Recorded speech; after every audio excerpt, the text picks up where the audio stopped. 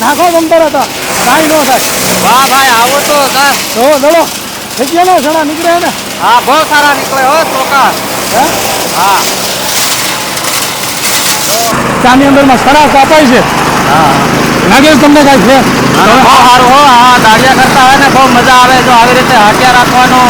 હા ખૂબ આપણે મજૂરની સડે ગાડી જો આવી રીતે અત્યારે આ મશીન બહુ સારું છે. અરે વાહ વાહ ભાઈ કેને કમાલ. બહુ સારું હો ભાઈ. હાલર એટલે હાલર છે રમકડું એવું નાનું દેખાય. હા બધું મારું બેટું તો કામ બહુ ચોખ્ખું કરે હો. એમ મજા આવે. હા ના? 400 થી 500 રૂપિયા મજૂર લે હે બરોબર હે કે તો 3 જણાના કેટલા પૈસા થયા? તો 1500 આ રૂપિયા 1500 રૂપિયા એક દીમાં થઈ ગયા. થઈ ગયા. હા હવે પછી હું જો હજી 5 દી લાગે તો દાડી કેટલી સડી જાય મારી માથે. ચણા થયા છે, મગ થયા છે, ઘઉં થયા છે, જીરું થયું છે. કોઈ પ્રકારનું વાઢવાનું કામ કરવું હોય તો વાઢવાનું તો થઈ જાય. એની સાથે મિની આ હલર છે.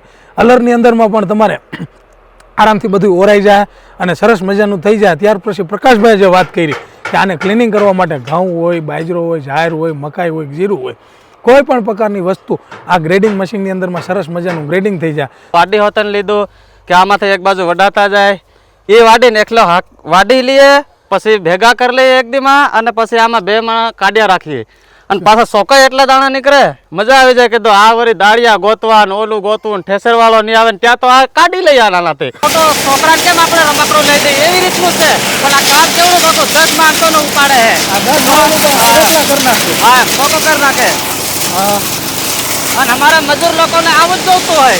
એવું છે મિત્ર. આજ જે હું ખેતરમાં ઊભો છું ને એમની અંદરમાં ચણા પાકી ગયા છે અને આ ચણા પાકેલા ચણાને હવે વાઢવાની ચિંતા મોટી ઊભી થાય છે કે 1 વીઘાના 5 વીઘાના ચણા હોય ને તો મજૂર ગોતવા બહુ મુશ્કેલ છે. આજ હું જે વાડી આવ્યો છું ને એ ભાઈ આ ચણાનું ખેતર રાખ્યું છે ભાગમાં અને ખેતરમાં વાઢે છે તો એની શું મજબૂરી છે ને આપણે એ જાણી બિસાડા એ ખેતીની અંદરમાં કામ કરે છે ને એના પૈસા ક્યાં વયા જાય છે ત્રીજા ભાગ ચોથા ભાગની અંદરમાં.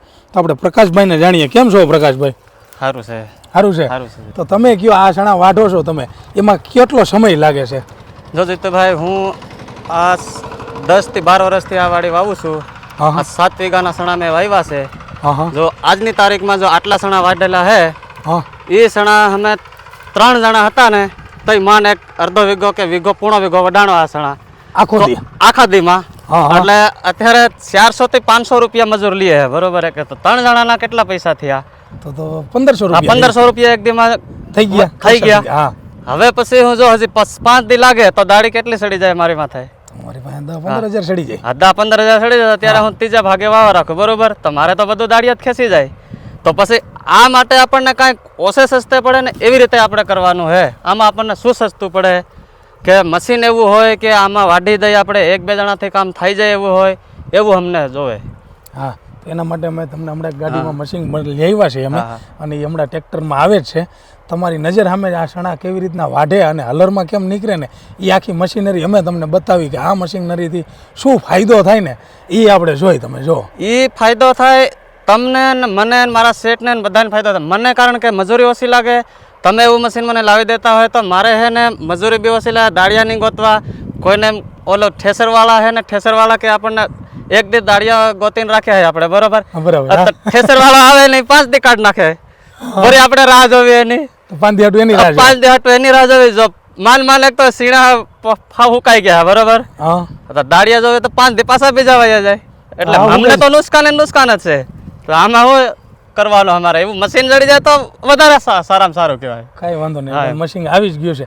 હવે તમારે 5 દી થઈ ગયા તો ખેતરની અંદરમાં ચણાના તમે આ ગામડા કરીને રાખી દો તો ખેતી કરવામાં મોડું થતું હોય છે ને? પછી ખેતી કરવામાં ઓર પાણી આપણે વાડીમાં હોય વાવેતર કરવાનું હોય આપણે એ તો મોડું થતું જાય ને પછી મોડું થતું જાય. તો કેટલા દિવસ વધારાનો સમય આવો ફાલતુ વયો જતો હોય છે? ફાલતુ વયો જાય. જોવો અમે અત્યારે આ મેં 3 મજૂર લે હવે ટ્રાય થાય કે 3 મને 5-6 દી તો મને વાઢવામાં વયા જાય. 5-6 દી વાઢવામાં વયા જાય. પાછા 5 મજૂર લઈને 2 દી ભેગો કરતા થાય. એનો ખર્ચો ચડે. એનો ખર્ચો પાછો ચડે. પછી ઠેસરવાળાને એમ કહો આજે તારો વારો નથી આવ્યો હજી કાઢવાનો. હજી આપણને કહીએ 2 દીનું બરોબર 5 દી ઠેકાડ નાખે તો 5 દી એની રાહ જોવી. અત્યારે આપણે તો 15 દી મારા જ વયા ગયા એમને. તો આ ખેતરની અંદરમાં મોલ તૈયાર થયો ને ખાલી છોડવામાં સોટેલા ચણા પડ્યા છે તોય તમારા 15 દી વયા ગયા. તોય 15 દી વયા ગયા. અચ્છા તો વળી પાછું એનોય ખર્ચો વધારાનો એનોય ખર્ચો લાગે ને. આ ચણા કાપવાનું કટર છે. ઘઉં બાજરો બધું કાપે જ છે પણ આની અંદરમાં તમને હું ચાલુ કરીને દેખાડું. જો આ ક્લચ કરી દેવાનો એટલે આ લીવર છે. આજથી તમે હાંકશો ને અને મેળે હાલ્યું જાય ફટાફટ આપણે જેટલી સ્પીડથી હાલી હતી ને કેટલી સ્પીડથી આ જાય જો થઈ ગયું. હવે તમે જાણો કે કેટલી આની અંદરમાં હાંકવાની મજા આવે. જો કે આની અંદરમાં સડા કાપાય છે. લાગે છે તમને કાંઈ છે? બહુ સારું હો. આ દાળિયા કરતા હે ને બહુ મજા આવે. જો આવી રીતે હાંક્યા રાખવાનું ખૂબ આપણે મજૂરની સડે ધાજે. જો આવી રીતે અત્યારે આ મશીન બહુ સારું છે. એવું છે? તો તમને શું લાગે છે આ કેટલા દાળિયાનું કામ એટલું મશીન કરી નાખે? હે ને 10 દાળિયાનું. છોડ દો. તમને આ મશીન કેવું લાગ્યું પ્રકાશભાઈ? આ મશીન તો મને તો બહુ સારું લાગ્યું. બહુ સારું બહુ લાગ્યું. સારું મશીન. કેટલા માણસ હોય તો આ એક મશીન કામ કરે? આ 7 વીઘાના સીણા હે ને આ ઓછામાં ઓછા હે ને આપણે 15 થી 20 દાડે સડી જાય આપણી માથે તો આ એક દીમાં વાડી નાખે. એક દિન વાઢી નાખે? હા, એક દીમાં વાડી નાખે. તો આ મશીન બહુ સારું છે. બહુ સારું છે. હા. હવે હાલો તમને હું છે ને આ જ મશીનની અંદરમાં આમાંથી જે સણા કાઢ્યા છે ને ભલે હુકાઈ ગયા છે આપણે તમને આ હલરની અંદરમાં કાઢીને દેખાડી દઈએ.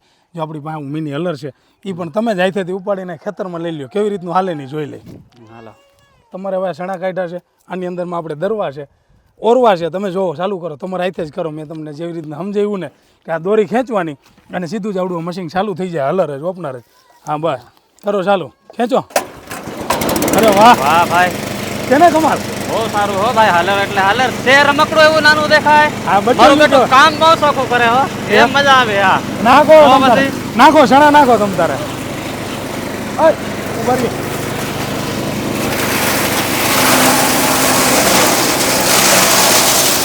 વાહ નાખો તમ તારે તો કાંઈ ન થાય. વાહ ભાઈ, આવો તો ગાય. જો દડો થઈ ગયા ને સણા નીકળે ને.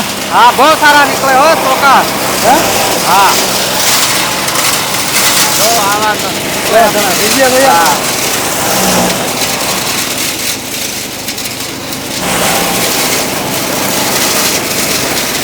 બહુ સારું મશીન લાગ્યું હો. જો તમે વાઢવાનું દીધું એ બહુ સરસ લાગ્યું. આ પાછો ઝીણકો હાલર દીધો રમકડા જેવો રેકડી જેમ. મજા આવે ગઈ આ તો. હા, તો પછી આ આપણે છે ને જે લોકો ખેડૂત મહેનત કરે છે ને એનું પૂરું વળતર નથી મળતું ને એના હાથે આ સ્પેશિયલ ના મોટા મશીનરી તો પુષ્કળ આવે જ છે પણ આ નાના મશીન છે ને હજી કંઈ મળતા નથી એના હાથું સ્પેશિયલ આ બનાવ્યું. તો બિચારા ખેડૂત મહેનત કરે ને મજૂરી બધી વહી જાય છે પણ છતાં મજૂર નથી મળતા ને એના હાથું જ આ કરેલું છે. ના સેઠ, કામ બહુ સારું છે. આ તો ગમ્યું કારણ કે આ 2 માણાથી હાલ્યા રાખે એમ. જો પણ ઘણા કેટલા ચોખા નીકળે છે. ઝીણા બહુ સારા નીકળે. આ તો સારામાં સારું કહેવાય. નકર આ તો ઓલું મોટો છોકરાને કેમ આપણે રમકડું લઈ દઈએ એવી રીતનું છે. પણ આ કામ કેવડું કાકો 10 માણસોનો ઉપાડે છે. આ 10 માણસો તો કેટલા કરી નાખે. હા, ચોખ્ખો કરી નાખે. હા અને અમારા મજૂર લોકોને આવું જ જોતું હોય. એવું છે. તો તમને આ કેવું લાગ્યું પ્રકાશભાઈ? તમે જ કયો જી. માં હે ને ઠેસર બહુ સારું લાગ્યું તમારું.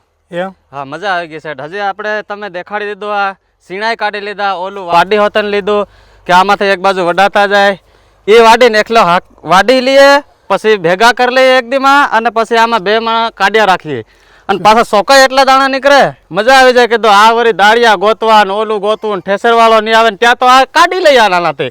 અમુક જાણે આપણે આમ રોડેથી લેતા આવીએ ને તો કોક જાણે આ તો શું લઈને જાય રેકડી જવું કે આપણે કહેવાનું ભાઈ આ હાલર હે. શું વાત છે? હા, હાલર હે. તમે મારા પડામાં આવો અને જોઈ જાઓ. પછી એને એમ થાય ના બાકી કામ કર્યું હો તમે ક્યાંથી લેવો ને ક્યાંથી બધું પૂછે તો ખરા ને આપણને. પૂછે જ ને. હા, હાલ જ નથી ને. તો પછી મેં કીધું આ સેટ બનાવે છે ત્યાંથી ઓટોમાઇઝ કંપની વાળા સેટ બનાવે છે ત્યાંથી અમે ખરીદ્યું હે લીધું હે.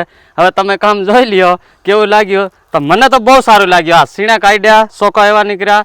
ખાલી 2 માણસ જ કાઢી લઈએ. આમાં કાંઈ વધારે માણસોની જરૂર જ નથી. સમજાઈ ગયું. તો જો આ તમારી સાથે પ્રકાશભાઈ એને મેં કમ્પ્લીટ કરીને આ સણા કેવી રીતના વાઢવા કાપવા હલરમાં કાઢવા આવા ઘઉં હોય કે સણા હોય કે જીરું હોય કાંઈ પણ હોય જો તમારે પણ જો આવી જ કંઈ માહિતી જોતી હોય ને તો આ નીચે નંબર છે આની ઉપર તમે જરૂર કોન્ટેક કરો કારણ કે મજૂરીથી તમને મુક્તિ મળશે.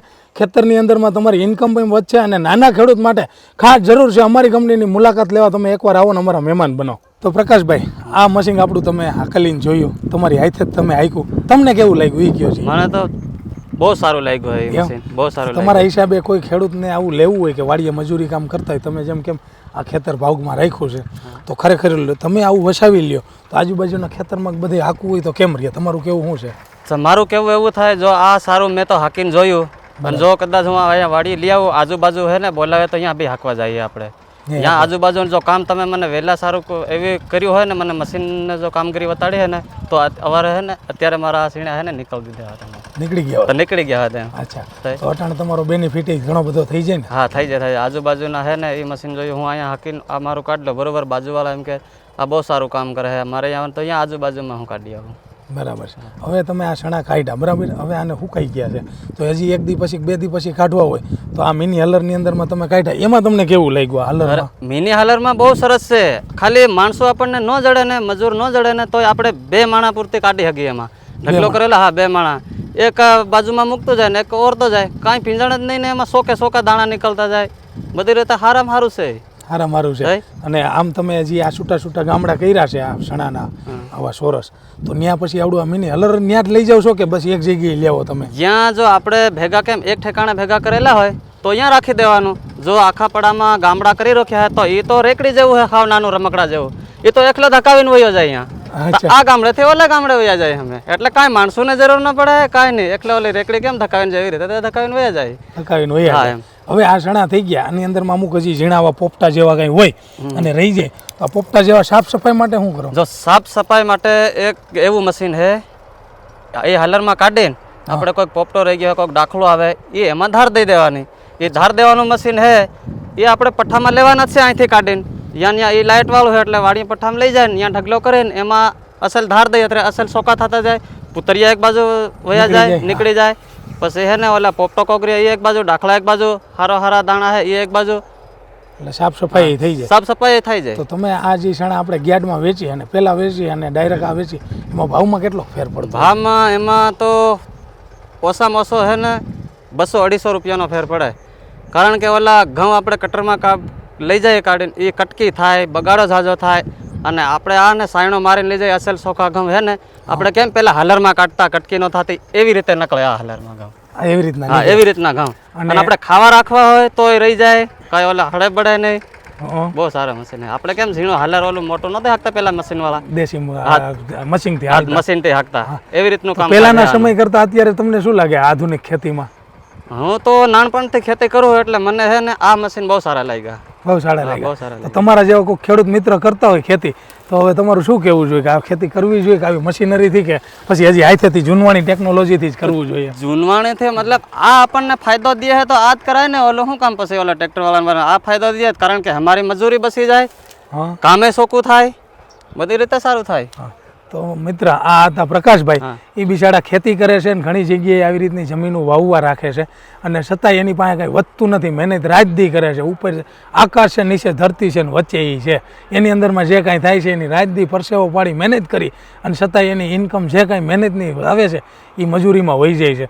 એટલે એને આ મશીન જોયું, ગમ્યું અને રાખ્યું. તો જો તમારે જ પણ આવી જ રીતના મજૂરનો પ્રોબ્લેમ હોય અને જો વાડિયા તમારે જ ખેતરમાં ચણા થયા છે, મગ થયા છે, ઘઉં થયા છે, જીરું થયું છે, કોઈ પ્રકારનું વાઢવાનું કામ કરવું હોય તો વાઢવાનું તો થઈ જાય, એની સાથે મિની આ હલર છે, હલરની અંદરમાં પણ તમારે આરામથી બધું ઓરાઈ જાય અને સરસ મજાનું થઈ જાય. ત્યાર પછી પ્રકાશભાઈ જે વાત કરી કે આને ક્લિનિંગ કરવા માટે ઘઉં હોય, બાજરો હોય, જાહેર હોય, મકાઈ હોય, જીરું હોય, કોઈ પણ પ્રકારની વસ્તુ આ ગ્રેડિંગ મશીનની અંદરમાં સરસ મજાનું ગ્રેડિંગ થઈ જાય. તો તમે પણ જો આવી જ રીતના હેરાન થતા હોય, વાડીઓની અંદરમાં હેરાન થતા હોય તો જરૂર આ નંબર ઉપર કોન્ટેક્ટ કરજો, અમે પણ તમને આ બધી વસ્તુમાંથી મુક્તિ મેળવશું.